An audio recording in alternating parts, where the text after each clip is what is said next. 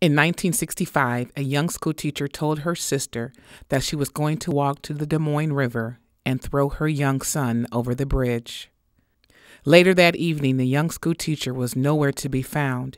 Her panicked, fear-stricken family looked frantically through the house and neighborhood, but the pair could not be found. The family jumped into their 1959 Chevy pickup truck and headed towards the river. The young schoolteacher, my mother, would be talked down from the bridge and taken to Iowa Methodist Hospital. It was then she was diagnosed as a paranoid schizophrenic. Mental illness was taboo in the 60s, and the medical model had no real defined solutions on how to treat the illness. So over the next 50 years, Mom would be placed in several mental institutions. She would endure 19 electroconvulsive treatments and be prescribed several different psychotic drugs. Mom would face displacement of her children, loss of her marriage, homes, and her career as an educator with the Des Moines public school system.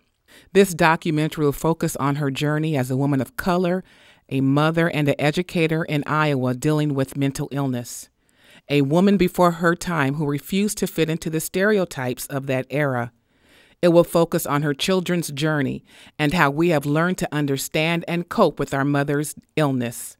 This documentary will focus on my mother, despite the obstacles she faced, instilled in us the value of higher education and self-determination, insomuch that she would attend all of her children's college graduations. This documentary will look at a woman who lost so much to a misunderstood illness that was seen as a curse within a community, the same community she was trained to educate and uplift.